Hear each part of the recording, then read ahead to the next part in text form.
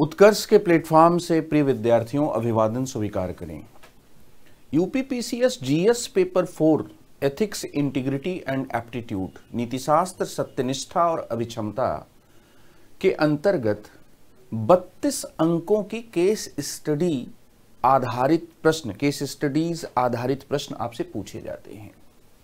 इसमें दो प्रश्न 12-12 अंक के होते हैं जिसमें 200 शब्द लिखने होते हैं और एक प्रश्न 8 अंक का होता है जिसमें 125 शब्द लिखना होता है। जो मुख्य परीक्षा लगातार दे रहे विद्यार्थी हैं उनसे जब मेरी कुछ बातचीत होती है जो अब या तब सिलेक्शन वाले फेज में हैं, तो उनके इस विषय पर इनपुट्स हैं कि केस स्टडी को लिखने में थोड़ी कठिनाई महसूस होती रही है। पिछले 3 वर्षों के प्रश्न पत्रों को अगर ध्यान से देखें, चाहे वो निशांत पर केस स्टडी पूछी गई सबसे पहला साल जो पेपर का हुआ, या एक आरटीआई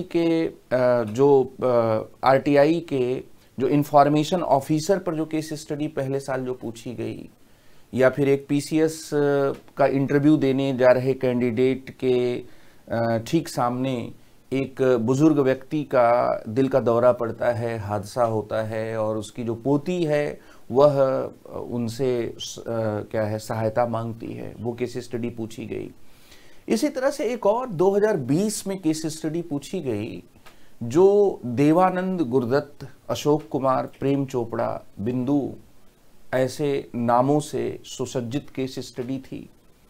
मैं इस केस स्टडी के नाम के आधार पर ये कह सकता हूँ कि जो भी गुरुजी ने इस केस स्टडी को पेपर में रखा है वो हिंदी फिल्मों के बहुत ही अच्छे शौकीन रहे हैं, क्योंकि सब कैरेक्टर आला दर्जे के हैं। और इवन जो विलेन का जो काम कर रहा है, विलेन का भी कैरेक्टर का नाम उन्होंने बहुत ही सोच समझ कर रखा है, प्रेम चोपड़ा। क्योंकि पुरानी फिल्मों में आप देखेंगे तो प्रेम चोपड़ा साहब जो है वो हिंदी फिल्मों में हमेशा घटनाओं में हीरो के खिलाफ खड़े होते हुए दिखाई पड़ते हैं। लेकिन बात केवल इतनी फनी ही नहीं है, बात में बड़ी गंभीरता भी है। ये जो केस स्टडी है, इस केस स्टडी की कहानी क्या है, पहले इसकी कहानी को समझिए, फिर इस केस स्टडी को देखेंगे और इस केस स्टडी का एक आदर्श उत्तर क्या होगा, उस आदर्श उत्तर के संदर्भ में जो इसमें आपको स्टैंड लेना है उस स्टैंड को देखेंगे और स्टैंड का जस्टिफिकेशन कैसे किया जाता है इस बात को भी आप देखेंगे। इस केस स्टडी में एक कैरेक्टर जो है वो है प्रेम चोपड़ा साहब। ये जो कैरेक्टर है प्रेम चोपड़ा, ये इनका परिचय क्या है? तो प्रेम चोपड़ा जी जो है पेंशन विभाग जो है उस पेंशन विभाग में सेक्शन ऑफिसर हैं। प्रेम चोपड़ा पेंशन विभाग में अनुभाग अधिकारी या सेक्शन ऑफिसर हैं। जाहिर सी बात है कि प्रेम चोपड़ा साहब को पेंशन की फाइलों को निपटाने के अधिकार होंगे और पेंशन की फाइलों को निपटाने के अधिकार के तहत किसी की फाइल को धीमा करना, तेज करना, किसी की पेंशन जो है वो समय से मिल जाए, ये सब सुनिश्चित करने की उनके पास शक्तियां हैं।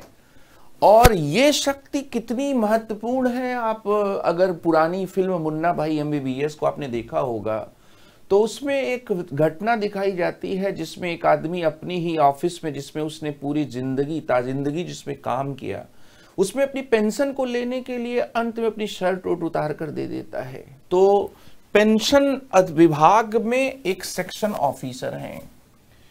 केस स्टडी की जो दूसरी कैरेक्टर हैं, जो हम ये कह सकते हैं कि साइड हीरोइन को आप कह सकते हैं, नायिका तो नहीं है लेकिन जो बगल का किरदार है वो है बिंदु चोपड़ा जी। और बिंदु चोपड़ा जी प्रेम चोपड़ा की पत्नी हैं। बिंदु चोपड़ा जी प्रेम चोपड़ा की पत्नी हैं और ये जो प्रेम चोपड़ा साहब की पत्नी हैं, इनके पास जो है एक व्यक्ति के अकाउंट से हर महीने एक धनराशि जो है डिपॉजिट होती है। ये प्रेम चोपड़ा की पत्नी हैं और ये जो व्यक्ति हैं, ये व्यक्ति हैं अशोक कुमार, दादा मुनि किशोर कुमार के भाई।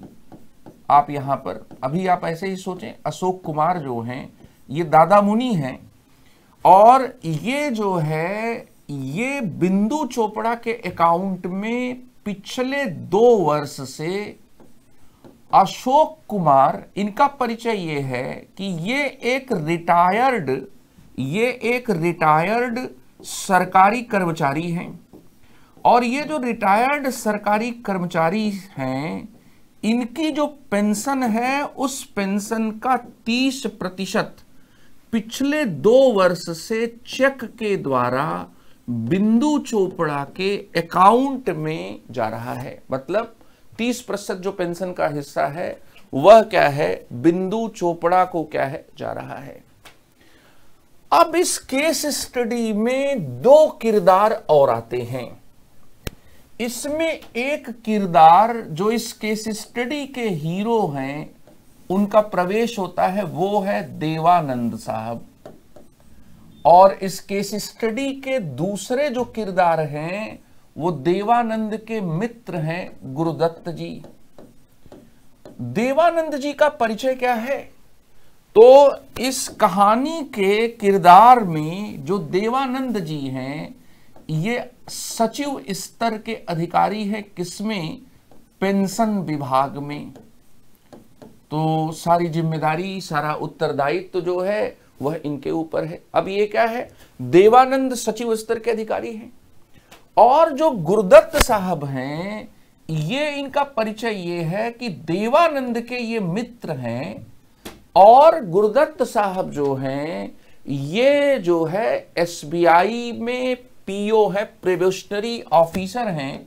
तो एक बैंकर ही नहीं है बल्कि एक उच्च पद पर भी हैं। और मित्र तो कई होते हैं, लेकिन कुछ राजदार मित्र होते हैं जिनसे हम अपनी राज को, अपने जो भी राज हैं, कॉन्फिडेंशियल चीजें हैं, वो भी शेयर करते हैं। तो यहां पर ये जो है राजदार जो मित्र हैं, उनमें गुरुदत्त साहब हैं।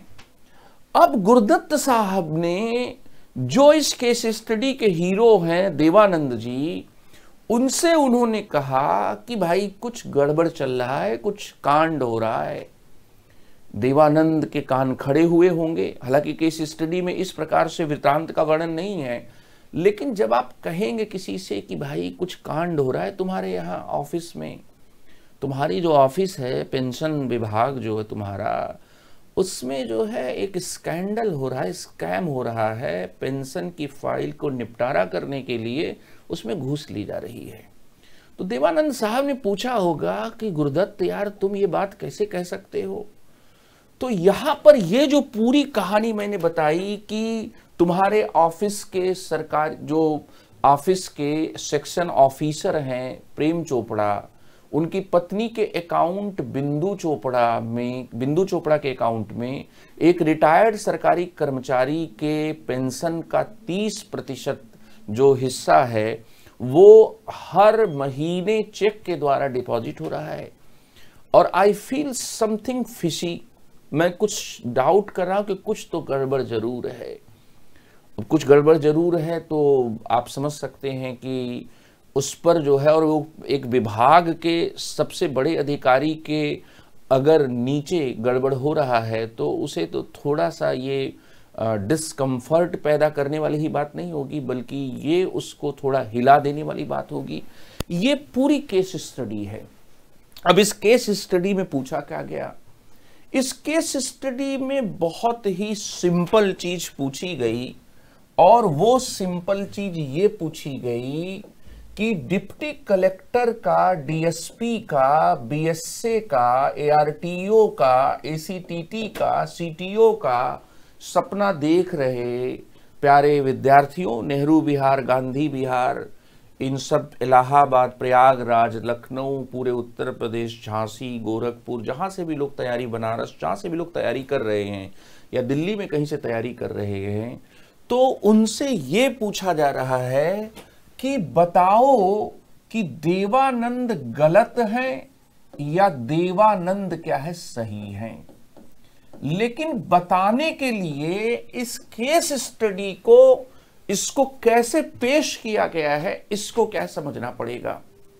दरअसल जब आपके सामने कोई केस स्टडी रखी जाती है तो केस स्टडी के जो धागे होते हैं वो कई बार आपको उलझे हुए दिखते हैं कि अरे इसमें स्टैंड कहां से लें, कहां पर इसको कहां से खोलें, स्टैंड क्या लें, और स्टैंड जो ले रहे हैं वो जस्टिफाइड है कि नहीं है। तो इसके लिए केस स्टडी को ध्यान से पढ़ते हुए पहली और अंतिम लाइन पर विशेष ध्यान क्या है केंद्रित करें। ये जो केस स्टडी है, इस केस स्टडी को एक बार फॉर्मल रूप में पढ़ता हूं। देवानंद पेंशन विभाग में अनुसचिव के रूप में कार्य करते हैं। एक दिन उनके मित्र गुरुदत्त जो स्टेट बैंक ऑफ इंडिया में एक पीओ हैं, निम्न घटना का जिक्र करते हैं। पिछले 2 वर्षों से सेवानिवृत्त सरकारी कर्मचारी श्री अशोक कुमार अपनी मासिक पेंशन का 30% श्रीमती बिंदु चोपड़ा को चेक के माध्यम से हर महीने भुगतान कर रहे हैं। दोस्त ने दोस्ती निभाई और गुरुदत्त साहब ने देवानंद साहब से कहा कि तेरे ऑफिस के भीतर दोस्त कांड हो रहा है, आपके ऑफिस के भीतर कांड हो रहा है और सेवानिवृत्त सरकारी कर्मचारी अशोक कुमार अपनी मासिक पेंशन का 30% श्रीमती बिंदु चोपड़ा का परिचय क्या है? बिंदु चोपड़ा का परिचय यह है कि देवानंद के ऑफिस में पेंशन विभाग में ये सेक्टर ऑफिसर प्रेम चोपड़ा की पत्नी है। अब मैंने पाया कि श्रीमती चोपड़ा पेंशन कार्यालय में आपके अधीन कार्य कर रहे अनुभाग अधिकारी श्री प्रेम चोपड़ा की पत्नी हैं। तो बिंदु चोपड़ा, प्रेम चोपड़ा, ठीक है। मुझे इसमें संशय लग रहा है कि हो सकता है यह घूस संबंधी घोटाला हो, जिसमें एक वरिष्ठ नागरिक को प्रेम चोपड़ा से पेंशन संबंधी फाइल का निपटारा करने के लिए घूस देने के लिए बाध्य किया जा रहा हो और पत्नी के खाते में घूस जमा करने को विवश किया जा रहा है। मुझे ये लग रहा है, इसमें संशय लग रहा है कि ये पेंशन संबंधी क्या है, ये है। अब इसके बाद देवानंद क्या करते हैं? देवानंद श्री अशोक कुमार के घर जाते हैं, जो पीड़ित हैं तथाकथित रूप में, जिनके बारे में गुरुदत्त ने कहा कि मुझे लग रहा है कि उनकी पेंशन की फाइल का निपटारा करने के लिए प्रेम चोपड़ा से एक उनकी डील हुई है और उस डील के तहत वो 30% जो पैसा है पेंशन का, वो प्रेम चोपड़ा की पत्नी बिंदु चोपड़ा के अकाउंट में डाल रहे हैं या चेक के द्वारा दे रहे हैं। जब अशोक कुमार देवानंद जब अशोक कुमार के घर जाते हैं तो वे पाते हैं कि अशोक कुमार अल्जाइमर के रोग से ग्रस्त हैं और सुसंगत उत्तर देने में अक्षम हैं। निराश देवानंद सीधे प्रेम चोपड़ा से ही पूछताछ करने लगते हैं।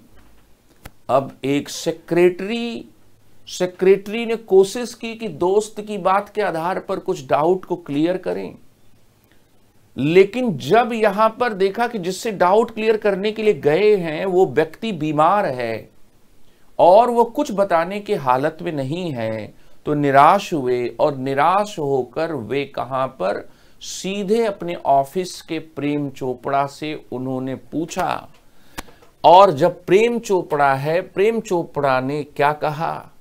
अशोक कुमार उसके पिता के मित्र हैं, उनके मित्र नहीं, पिता के मित्र हैं। उनकी न तो कोई संतान है और न ही रिश्तेदार, बे औलाद हैं, ये भी कह दिया, वारिस नहीं है कोई, और इसलिए हमें क्या है, हमने उनको लावारिस नहीं रहने दिया और हमने उनको क्या है, पिता की तरह मेरी पत्नी जो है उनकी देखभाल कर रही है और मेरी पत्नी बिंदु लंबे समय से उनकी देखभाल पुत्री की तरह कर रही है। अब मोहबोली पुत्री भी बन गई हुई। इसलिए श्री अशोक कुमार शुभेच्छा से हमें धन प्रदान कर रहे हैं।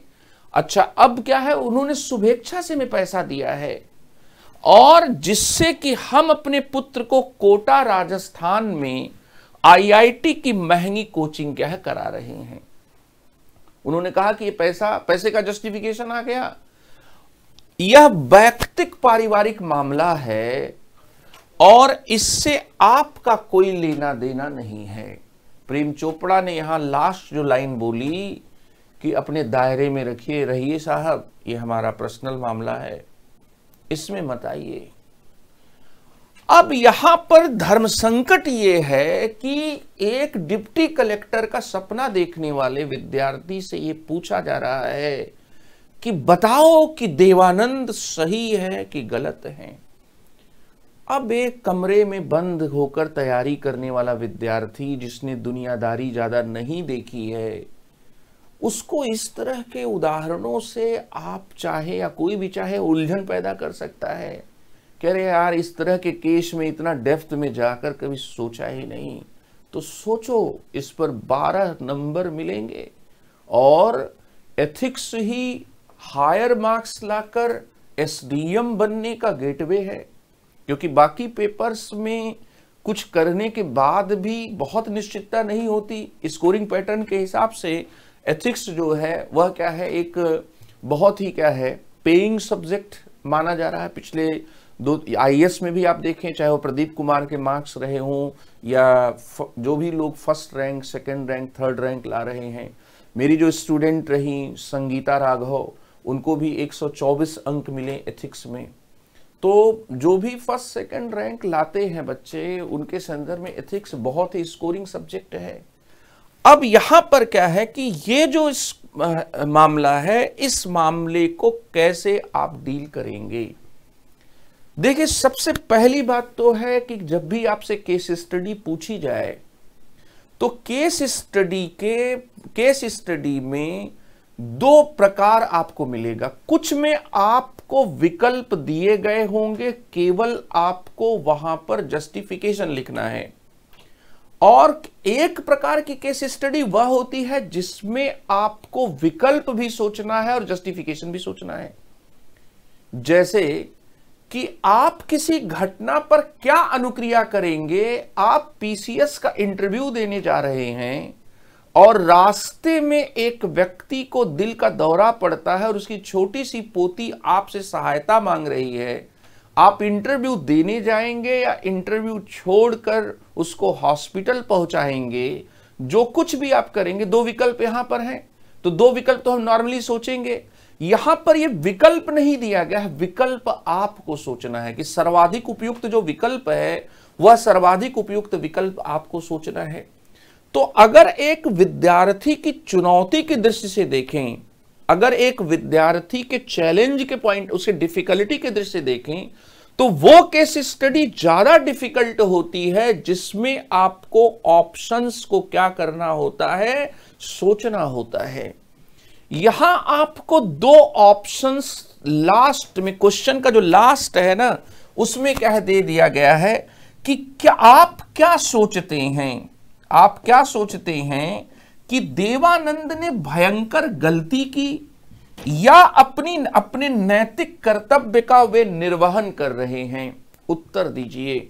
देवानंद ने भयंकर गलती की उन्होंने या वे सही उन्होंने किया। अब यहां पर इसका मतलब ऑप्शन दिया गया है और केस स्टडी को हल करने का एक गोल्डन फार्मूला यह होता है कि आप सभी चीजों के पक्ष और विपक्ष में सोचें। देवानंद ने गलती की, इसके समर्थन में तर्क क्या है, और देवानंद ने गलती की, इसके विरोध में तर्क क्या है।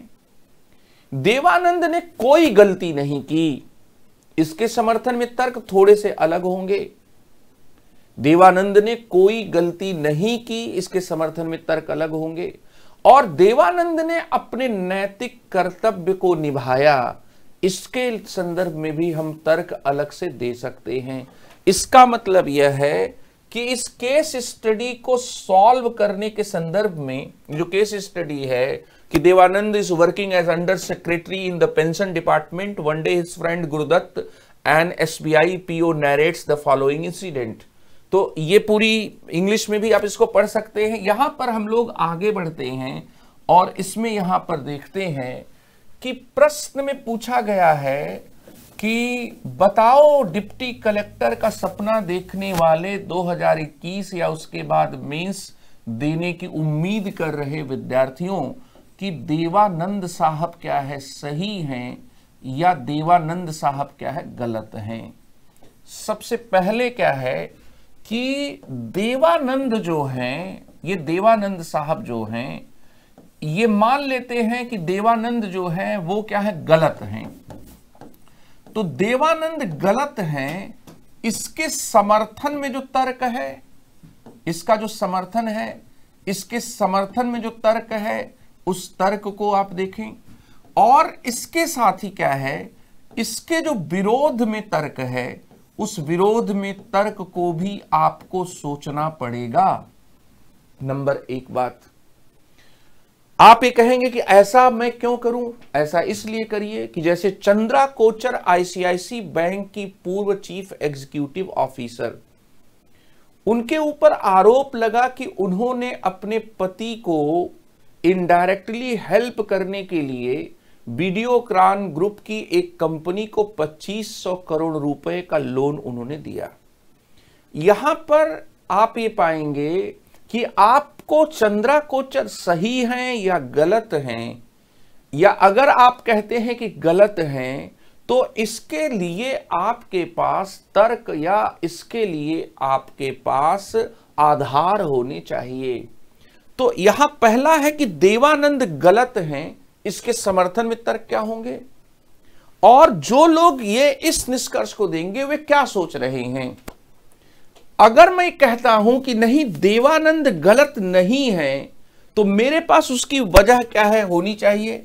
तो पहले तो हम लोग पहला डायमेंशन ये है। दूसरा, जो देवानंद हैं ये गलत नहीं हैं, यहां पर इसके समर्थन में पॉजिटिव तर्क क्या है। और तीसरी बात यहां पर यह है कि देवानंद ने अपने नैतिक कर्तव्यों को निभाया है, इसके समर्थन में तर्क क्या है। नैतिक कर्तव्य को उन्होंने क्या है, निभाया है, इसके समर्थन में तर्क क्या है, इस बात को हम लोग समझें। किसी भी चीज के बारे में जब आप हर पक्ष से विचार करते हैं तो उसके सही गलत दोनों चीजों को क्या है, जो दोनों बातें हैं उन दोनों बातों को क्या है, लिया जाता है। यहां पर क्या है कि हम लोग क्या है, आप ये पाएंगे कि देवानंद के समर्थन में या देवानंद के बारे में पहले वाले आर्गुमेंट को लेते हैं। और वो पहले वाला आर्गुमेंट क्या, या पहली वाली बात क्या है कि मैं ये कह रहा हूं कि जो लोग ये कहते हैं देवानंद गलत हैं, उन्हें जो है, उन्हें अपने विभाग के अधिकार, अपने विभाग के सेक्शन ऑफिसर प्रेम चोपड़ा को बुलाकर शक के बिना पर कोई पूछताछ नहीं करनी चाहिए थी। तो अगर मैं कहता हूं गलत है तो मेरे पास तर्क क्या है। तर्क नंबर एक, बिना किसी पुख्ता सबूत के केवल अपने मित्र के घूस घोटाले होने के शक के आधार पर पूछताछ के लिए आगे बढ़ना गलत प्रतीत होता है। मतलब पहला आर्गुमेंट ये है कि केवल क्या है, केवल शक के आधार पर, केवल संदेह के आधार पर, बिना किसी पुख्ता सबूत के, केवल शक के आधार पर, बिना किसी पुख्ता सबूत के, बिना किसी जो पुख्ता सबूत है उस पुख्ता सबूत के जब आप किसी से किसी चीज पर पूछताछ के लिए आगे बढ़ेंगे तो ऊपर से प्रथम दृष्टया यह गलत प्रतीत होता है। लेकिन यह तर्क जो है अमान्य है, यह तर्क जो है ठीक नहीं है। क्यों ठीक नहीं है? क्योंकि ऐसी कोई भी स्थिति जिसमें आरोप या शिकायत होती है, कोई डाउट होता है, ऐसी कोई भी सिचुएशन, चाहे वो प्रशासनिक मामले में हो या दैनिक जीवन में हो, वहां पर निर्णय करने की जो सबसे अधिक उपयुक्त जो अनुक्रिया होती है, या जो पहली अनुक्रिया जो सही मानी जाती है, वो पूछताछ ही होती है, जांच ही होती है।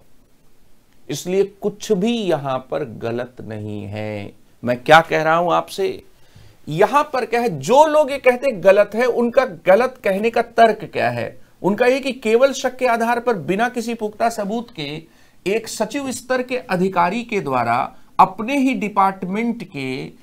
डिपार्टमेंट के एक सेक्शन ऑफिसर से पूछताछ करने के लिए चले जाना, यह क्या है, ठीक बात नहीं है। लेकिन मैं ये कह रहा हूं कि ठीक बात है। क्यों ठीक बात है? क्योंकि डिसीजन मेकिंग जब आप पढ़ते हैं, जब आपके सामने कोई ऐसी स्थिति आती है जिस स्थिति में आरोप होता है, जिस स्थिति में शिकायत होती है, या यूं कहें कि जिस स्थिति में कोई डाउट व्यक्त किया जाता है, संदेह व्यक्त किया जाता है, तो सर्वाधिक उपयुक्त अनुक्रिया क्या होती है? सर्वाधिक उपयुक्त अनुक्रिया अनौपचारिक मामले में पूछताछ होती है और औपचारिक मामले में जांच होती है। यहां पर इंक्वायरी और investigation that is most appropriate response of the decision making in these contexts।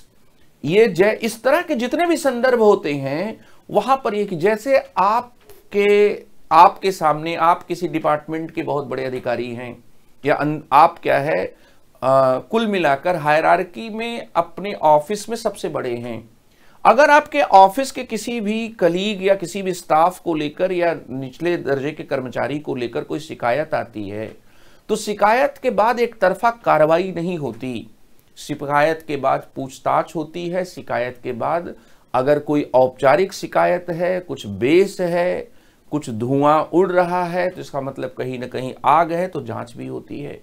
इसलिए यहां पर क्या है कि जो लोग ये कहते हैं या जिनका ये तर्क की दिशा है कि नहीं केवल शक के आधार पर ये है, ये गलत है। और आप ये देखिए कि प्रशासन में दूसरे क्षेत्रों में भी आप देखिए, जैसे पुलिस प्रशासन में आप देखिए कि जब पुलिस सड़क पर खड़े होकर गाड़ियों की जांच करती है तो वह हर गाड़ी को शक की निगाह से देखती है, और काली स्कॉर्पियो अगर चमचमाती हुई पन्नी लगाकर उधर से निकली तो उसको और शक की निगाह से क्या देखती है। इसका मतलब ये है कि ये एक डिसीजन मेकिंग में जो मोस्ट एप्रोप्रिएट रिस्पॉन्स होता है, उस रिस्पॉन्स के हिसाब से बिल्कुल क्या है, ठीक है। तो एक है कि देवानंद को इस आधार पर गलत नहीं कहा जा सकता कि उन्होंने पुख्ता सबूत के केवल अपने शक के आधार पर ही उन्होंने क्या है पूछताछ की। दूसरी बात एक और कही जा सकती है कि एक पेंशन विभाग का सचिव स्तर का अधिकारी अपने एक मित्र गुरुदत्त जो बैंक में पीओ है, उसके घूस घोटाले के शक के आधार पर एक संभावित पीड़ित के घर चला जाए। क्योंकि आपने केस हिस्ट्री में देखा कि अशोक कुमार के घर चले गए, और अशोक कुमार के घर चले जाने के बाद वो सीधे संदेहास्पद व्यक्ति से क्या है पूछताछ करने लगे। या ये भी है कि जब वहां से उसे निराशा हाथ लगे तो देवानंद साहब ने क्या किया, वो जो संदेहास्पद व्यक्ति है उस व्यक्ति से सीधे क्या है पूछताछ करने लगे। तो कुछ लोग ये कहेंगे कि ये देवानंद साहब इसलिए भी गलत हैं क्योंकि उनकी जो कार्यशैली है, उनका जो काम करने का जो तरीका है, यह तरीका भी क्या है गलत है। दरअसल एक दोस्त के निजी जानकारी या उसकी सोच के आधार पर पूछताछ करना और इसके साथ ही क्या है कार्यशैली ऐसी अपनाना। यहां पर जो लोग ये कहते हैं कि उनकी कार्यशैली, देवानंद की कार्यशैली गलत है क्योंकि सीधे अशोक कुमार जो अल्जाइमर रोग से पीड़ित है वहां चले जाना, या फिर देवानंद साहब जो है वो सीधे अपने ही डिपार्टमेंट के सेक्शन ऑफिसर को बुलाकर पूछताछ करना, ये कार्यशैली क्यों गलत है? क्योंकि यहां वे मामले को निजी तौर पर लेते हुए प्रतीत हो रहे हैं। वे पर्सनली इसे क्या है ले रहे हैं, चाहे वो अशोक कुमार के घर पर जाएं या वे प्रेम चोपड़ा से पूछताछ करें ऑफिस में बुलाकर। यहां पर आप ये पाएंगे कि ये कदम जो है, ये कदम एक दूसरे दृष्टिकोण से भी देखा जा सकता है और उसमें ये गलत नहीं लगेगा। पहली बात कि जब भी हमें निजी सूत्रों से कोई सूचना प्राप्त होती है तो उसका क्रॉस एग्जामिनेशन करना एक अधिकारी होने के नाते मेरा कर्तव्य होता है। पुलिस प्रशासन में, नागरिक प्रशासन में सूत्र होते हैं, खबरी होते हैं। यहां पर मैं उसकी बात नहीं कर रहा हूं, यहां पर मामला उस तरह का नहीं है, लेकिन फिर भी अगर मुझे कोई ऐसी इंटरनेट मीडिया पर किसी भी सोर्स से सूचना प्राप्त होती है तो हमें यह कहा जाता है कि इसको क्या है, क्रॉस एग्जामिन कर लें और हम यहां पर ऑथेंटिक सोर्स की तरफ क्या है जाएं। तो अब यहां तरीका क्या था, एक प्रशासनिक अधिकारी के निगाह से आप देखिए कि निजी सूचना से प्राप्त सूचना के क्रॉस एग्जामिनेशन से, जिसमें किसी दूसरा व्यक्ति भी इन्वॉल्व है, तो इन्वॉल्व अगर हम करते हैं, मतलब मेरा यहां कहने का मतलब यह है कि अगर मान लीजिए कि देवानंद सीधे पूछताछ नहीं करते, किसी दूसरे को इन्वॉल्व करते, जिससे चेन लंबी होती, चीजों में ज्यादा समय लगता और सूचना अगर पुष्ट नहीं होती तो ऑफिस का, कार्यालय का माहौल क्या है और खराब होता। वर्क इन्वायरमेंट भी आपको इथिक्स में पढ़ना है। यहां पर इस नजरिए से देखें तो पूछताछ की कार्यशैली भी ठीक है। दूसरी बात यह है कि कई बार हम किसी काम के पीछे मोटिव देखकर उस काम का जजमेंट करते हैं। अगर एक सचिव स्तर के अधिकारी के 2 कदमों को हम उसके प्रॉबिटी इन पब्लिक लाइफ के, सार्वजनिक जीवन में ईमानदारी के उच्च मूल्य स्थापित करने की चेष्टा के संदर्भ में देखें तो यह बिल्कुल जस्टिफाइड है। जो सार्वजनिक जीवन में ईमानदारी का उच्च मूल्य स्थापित करना चाहता है या उसके मन में यह बात है, तो ऐसा सचिव स्तर का जो अधिकारी है वह ऐसे कदमों के पीछे, ऐसे कदमों के पीछे अगर ये भाव रख रहा है तो ये जस्टिफाइड है। इसलिए यहां पर हम ये कहेंगे कि कार्यशैली के गलत होने के आधार पर भी देवानंद को गलत नहीं कहा जा सकता। कार्यशैली के गलत होने तर्क का मैंने कैसे खंडन किया, यहां पर मैंने जो डिसीजन मेकिंग का जो तरीका है, यह तरीका यही होता है कि जब भी कोई आरोप, संदेह, शक, शिकायत होती है तो हम पूछताछ करते हैं, तो यहां पर वो निर्णयन के संदर्भ में सही है। दूसरी बात यहां पर है कि जो सार्वजनिक जीवन का ईमानदारी का मूल्य है, अगर कोई व्यक्ति जो है वह इस मूल्य को धारण करता है, उसका इंटेंशन ये है कि कहीं कुछ गड़बड़ ना हो जाए, कहीं कोई स्कैम वगैरह ना हो जाए, इसमें उसके ऊपर भी क्या है कीचड़ उछलेंगे, तो इस लिहाज से ये जल्दबाजी जस्टिफाइड है, जिसमें बहुत तेजी से क्या है पूछताछ क्या है की जा रही है। एक दूसरा पॉइंट।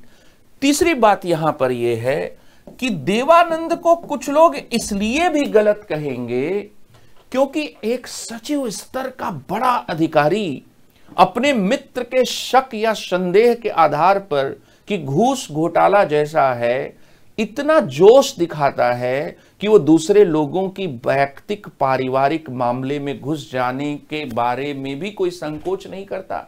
तो यहां पर देवानंद गलत हैं, कुछ लोग इसलिए कहेंगे क्योंकि वह वैयक्तिक किस्म का जो मामला है, वैयक्तिक मामलों में, वैयक्तिक पारिवारिक मामलों में भी क्या है, वैयक्तिक पारिवारिक मामलों में घुसकर क्या है, घुसकर दूसरों के जिंदगी में भी कुछ हस्तक्षेप कर देता है।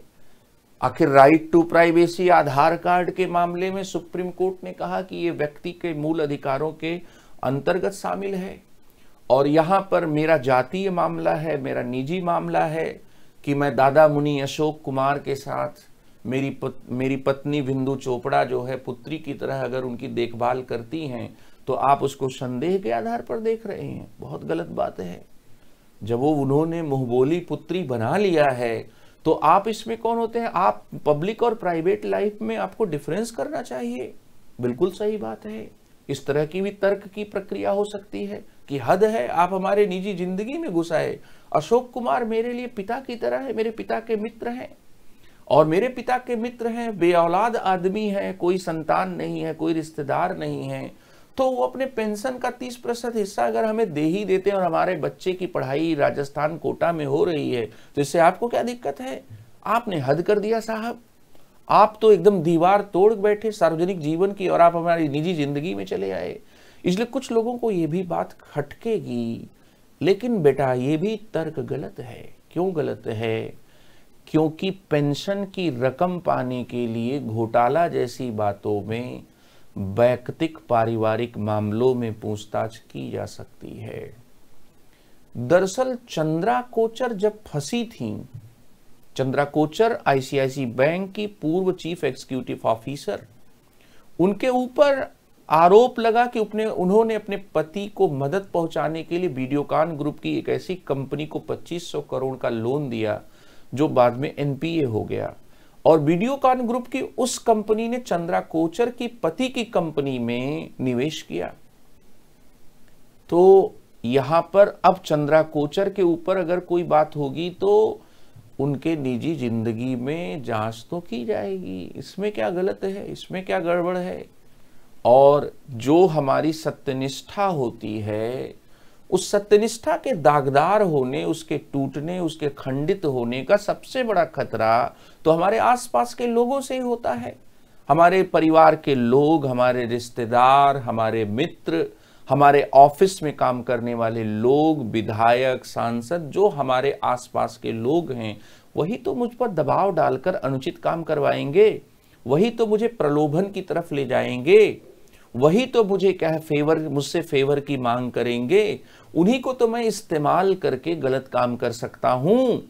इसलिए इसमें कुछ भी गलत नहीं है। प्रैक्टिकलिटी ये कहती है कि यहां पर प्राइवेट पब्लिक डिवाइड के आधार पर आप क्या है, कुछ नहीं, ये बात नहीं कर सकते। फिर भ्रष्टाचार के संदेहास्पद मामलों में या जितने भी दूसरे अपराध के मामले होते हैं, चाहे उसमें कोई अनैतिक चीज हो या गैर कानूनी चीज हो, आपको पकड़ने के लिए निजी जीवन के संबंधों की जांच करनी पड़ती है। आदमी की जिंदगी इतनी बटी हुई नहीं है। इसलिए देवानंद यहां पर भी गलत नहीं है। देवानंद बिल्कुल सही हैं। उनके दोस्त का शक भी सही है। देवानंद घूस घोटाले के शक के आधार पर पूछताछ करने जाते हैं, और ये घूस घोटाले के शक का जो बीज है वो उनके मित्र गुरदत्त ने डाला। अब ऐसे मामले में बैंकिंग नियमों के हिसाब से आप देखिए, बैंकिंग नियम ये कहते हैं कि अगर कोई व्यक्ति मानसिक रूप से बहुत फिट नहीं है तो उसके अकाउंट से नगद जो है पैसा निकाला जमा किया जा सकता है, लेकिन और कोई ट्रांजैक्शन कुछ भी क्या है, एक साधारण खाता धारक की तरह नहीं होगा। और पिछले 2 साल से यहां पर क्या है, पैसा अगर कोई अल्जाइमर रोग से ग्रस्त है और अपने बारे में कुछ भी बताने की स्थिति में नहीं है, तो यहां पर आप ये देखें कि वो बैंक ऑफिसर भी यहां पर क्या है, वो फंस सकता है। यहां चूंकि बैंक ऑफिसर जो है, हो सकता है इसमें केस स्टडी में ऐसा कोई जिक्र नहीं कि उनको ये पता है कि नहीं कि वो अल्जाइमर रोग से ग्रस्त है कि नहीं ग्रस्त हैं, लेकिन पिछले 2 साल से इस तरह की चीजें हो रही हैं। इसलिए देवानंद को गलत कहने की तो बात आप छोड़ ही दीजिए। देवानंद जो है बिल्कुल सही हैं। इस तरह के केसेस में निश्चित रूप से पूछताछ क्या है की जाती है। तो इसलिए यहां पर आप ये जो दूसरा जो आर्गुमेंट है, यहां पर क्या है, जो दूसरा जो आर्गुमेंट है, उस आर्गुमेंट के संदर्भ में आप यहां पर देखें कि मैंने ये कहा कि देवानंद गलत नहीं है, क्योंकि जो बैंकिंग नियम हैं, उन बैंकिंग नियमों के तहत और कॉमन सेंस के तहत कहीं ना कहीं कुछ गड़बड़ क्या है प्रतीत हो रहा है। नियमों की दृष्टि से भी मतलब ये मैं कहना चाहता हूं कि ठीक नहीं है। इसके साथ ही पिता की मित्रता इतनी गहरी है कि एक तीसरी पीढ़ी में उसकी वजह से मदद आ रही है, और पत्नी जो है 30% पेंशन का पैसा पाने की वजह में पुत्री की तरह देखभाल कर रही है। दुनिया के वसूल दस्तूर ये कहते हैं कि लोग अपने परिजनों की तो देखभाल कर ही नहीं पाते हैं, तो यहां पर पुत्री की तरह देखभाल करने की जो चीज है, थोड़ी चीज फिशी दिख रही है। और घनिष्ठ संबंधों की आड़ में कुछ छल कपट तो नहीं हो रहा है। नियमित मौद्रिक सहायता डाउट खड़ा करती है, और इसलिए डाउट खड़ा करती है कि अगर आप मुझे पेंशन में मदद दे रहे हैं तो क्या वेतन जब मिल रहा था तब भी क्या है आपको मदद मिल रही थी? और इसके साथ ही एक निश्चित राशि ही क्यों, जब घरेलू ताल्लुकात होते हैं तो ज्यादा कम भी होता है। प्रॉपर्टी लिख दीजिए, वसीयत बना दीजिए। इसलिए जो है सहायता के एवज में, शुभेच्छा की वजह से, देखभाल करने की वजह से एक निश्चित प्रतिफल प्राप्त करने की बात जो है, ये बात जो है न तो नैतिक दृष्टि से उच्च है, न ही क्या है यह व्यवहारिक दृष्टि से डाइजेस्ट करने लायक है। तो अगर हम लोग यहां पर इस बात, क्योंकि यहां संबंधों में एक प्रतिफल प्राप्त करने की बात है और यहां वो कहा जा रहा है कि उनकी शुभेच्छा है, प्रतिफल प्राप्त किया जा रहा है, तो बात को बनाया जा रहा है। तो आप ये भी लिखेंगे कि पिता की मित्रता, पत्नी का एक दूसरे पिता के मित्र का पुत्री की तरह देखभाल करना, घनिष्ठ संबंधों की बात करना, और बेटे की कोटा राजस्थान की आईआईटी की महंगी पढ़ाई के लिए पैसा देना, नियमित मौद्रिक सहायता के रूप में कोई चीज जब दिखती है ना, तो ये चीज जो है थोड़ी गलत ही लगती है। और इसलिए भी क्या है, उस बैंक ऑफिसर का शक जो है वो क्या है, एक जो है दिशा, एक संकेत कह देता है। और लास्ट बात यहां पर ये कि देवानंद ने नैतिक कर्तव्य को निभाया। हमारे कुछ नैतिक कर्तव्य होते हैं जो अपने प्रति भी होते हैं, दूसरों के प्रति भी होते हैं। और ये बात जर्मनी के प्रसिद्ध विचारक इमैनुअल कांट ने कहा कि देखो, दो तरह के कर्तव्य बता रहा हूं, एक पूर्णबंधी कर्तव्य, दूसरा अपूर्णबंधी कर्तव्य। Duty of perfect obligation and duty of imperfect obligation. फिर उन्होंने कहा कि देखो, ये भी बता रहा हूं कि दोनों तरह की जो ड्यूटी जो होती हैं वो दो प्रकार की होती हैं, अपने प्रति भी होती है, दूसरे प्रति भी होती है। मैं अगर आत्महत्या नहीं कर रहा हूं तो अपने प्रति पूर्णबंधी कर्तव्य का पालन कर रहा हूं। अपने प्रति पूर्णबंधी कर्तव्य का पालन कैसे कर रहा हूं? मैं यहां पर अपना ध्यान रख रहा हूं, अपने को शिक्षा लेकर अपने व्यक्तित्व का विकास कर रहा हूं। तो आत्महत्या न करना, शिक्षा प्राप्त करके अपने व्यक्तित्व का विकास करना, यह हमारा अपने प्रति कर्तव्य है। और इसी तरह से हमारा दूसरों के प्रति भी कर्तव्य होता है।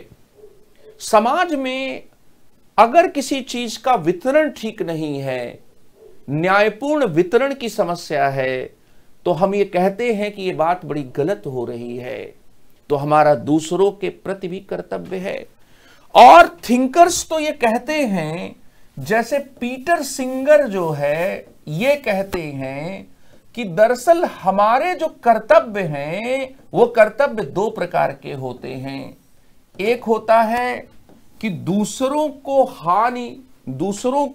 हानि न पहुंचाने का कर्तव्य, दूसरों को नुकसान पहुंचाने से बचें। तो यहां पर क्या है कि दूसरों को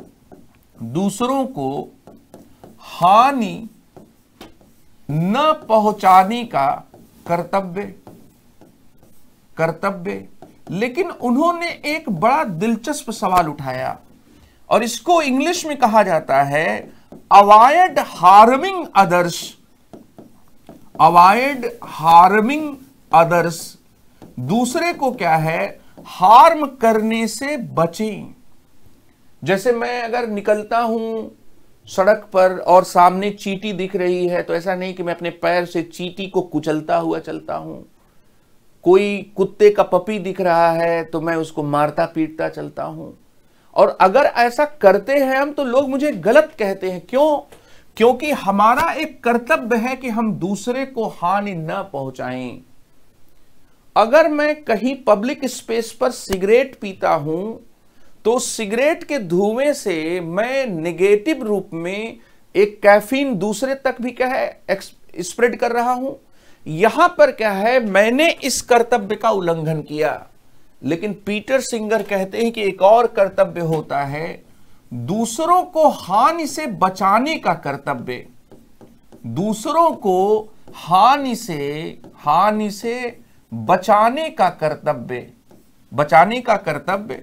और ये दूसरों को हानि से बचाने का जो कर्तव्य है वह प्रिवेंटिंग हार्मिंग अदर्स, ये जो कर्तव्य है, यह कर्तव्य क्या है, यह कर्तव्य जो है वह प्रिवेंटिंग हार्मिंग क्या है, हार्मिंग अदर्स है। यह कर्तव्य इस प्रकार का है।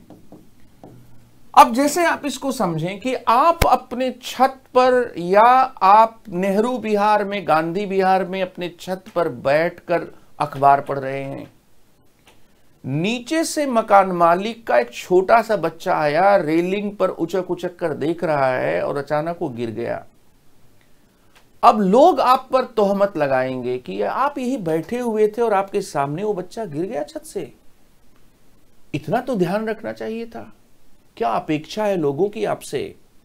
आपसे लोगों की अपेक्षा है कि उस बच्चे को नीचे गिरकर हानि पहुंचने से रोकने का भी कर्तव्य है।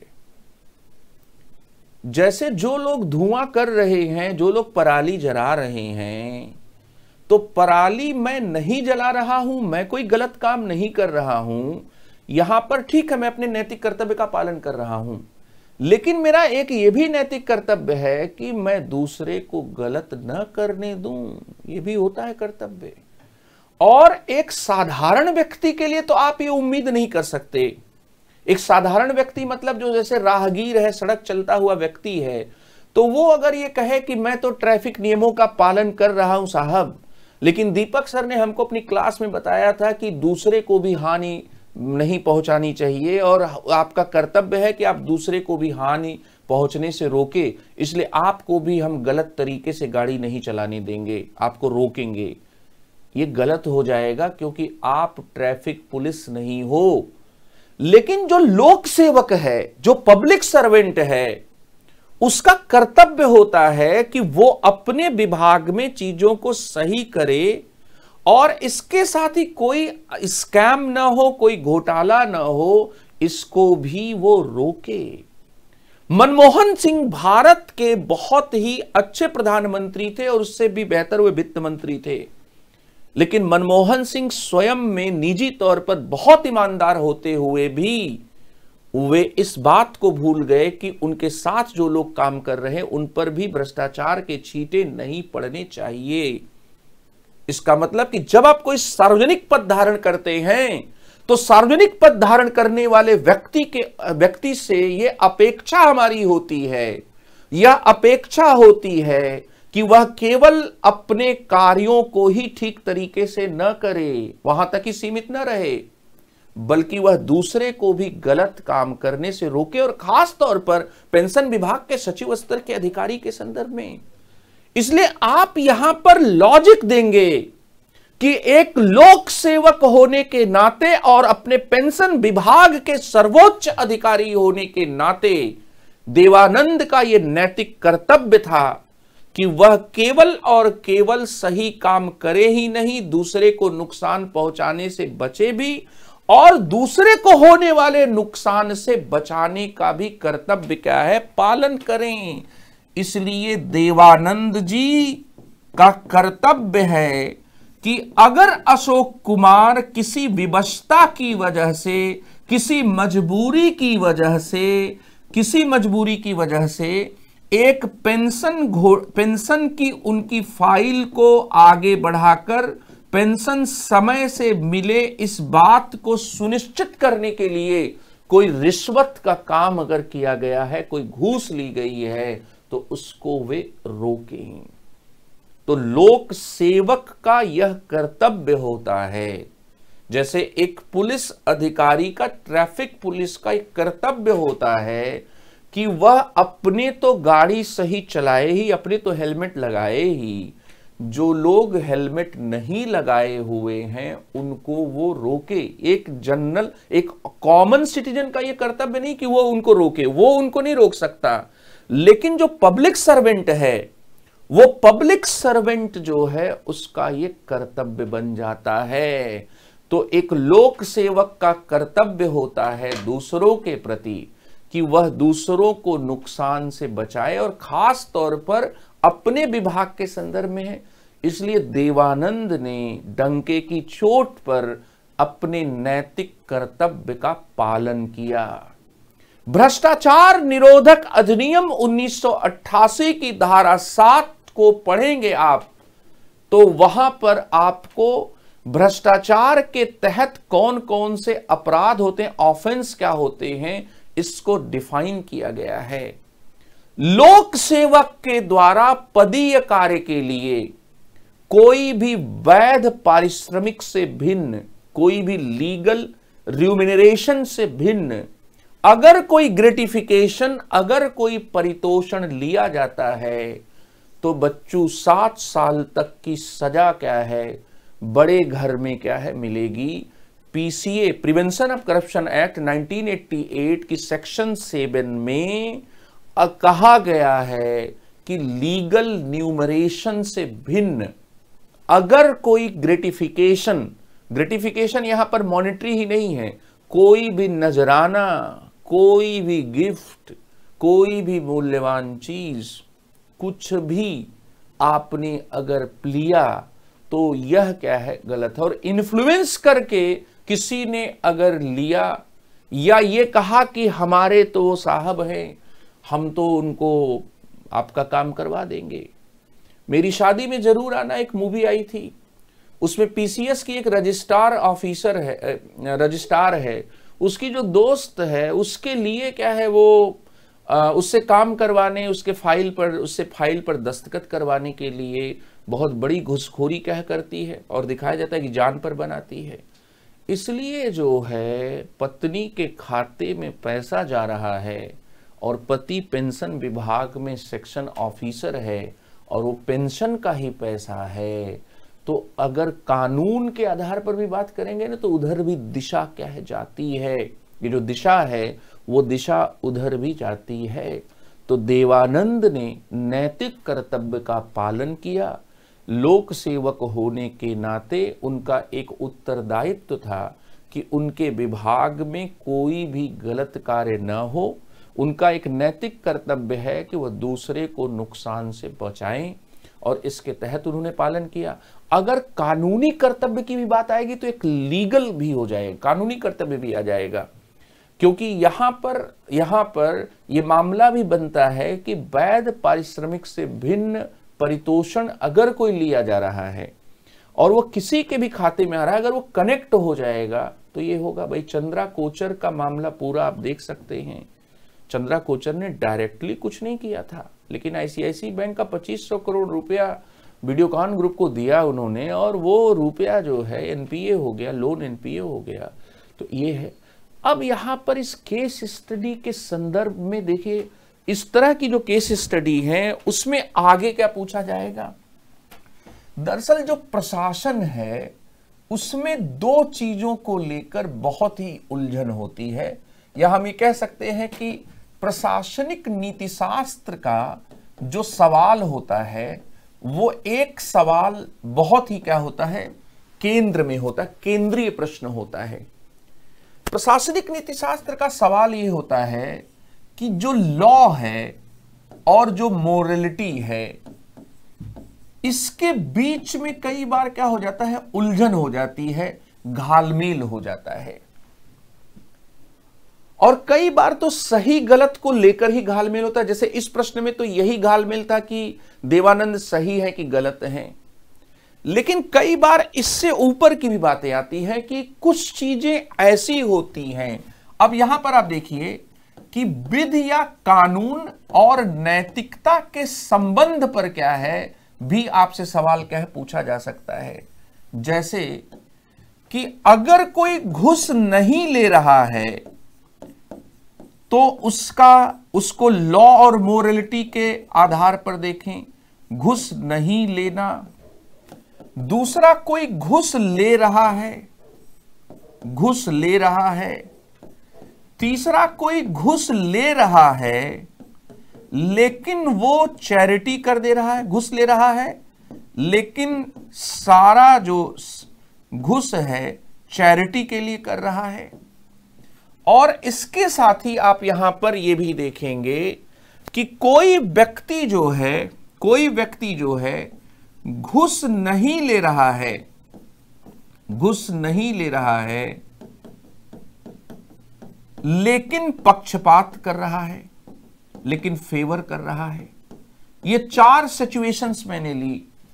पहला मैंने लिया कि कोई घुस नहीं ले रहा है, दूसरा घुस ले रहा है। जो घुस नहीं ले रहा है ये जो है, यह जो है कानूनी दृष्टि से भी वैध है, लीगली वैलिड है, और नैतिक दृष्टि से भी क्या है, सही है, मोरली क्या है, राइट है। जो घुस ले रहा है वह क्या है, जो घुस ले रहा है वह कानूनी दृष्टि से भी अवैध है, गलत है, और नैतिक दृष्टि से भी क्या है, अनुचित है, नैतिक दृष्टि से भी अनुचित है, गलत है।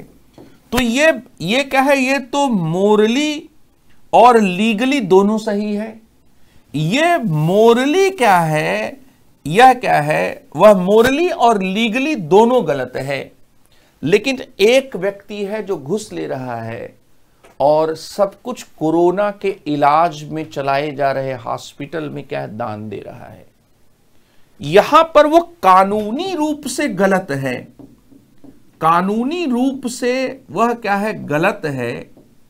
लेकिन साध्य के नैतिकता की दृष्टि से अगर देखें, जो काम कर रहा है साधन की दृष्टि से नहीं, साध्य की नैतिकता की दृष्टि से, नैतिक दृष्टि से वह एक मायने में क्या है, सही है, क्योंकि वो अपने लिए नहीं कर रहा है। साधन और साध्य की नैतिकता के बारे में आप पढ़ते हैं।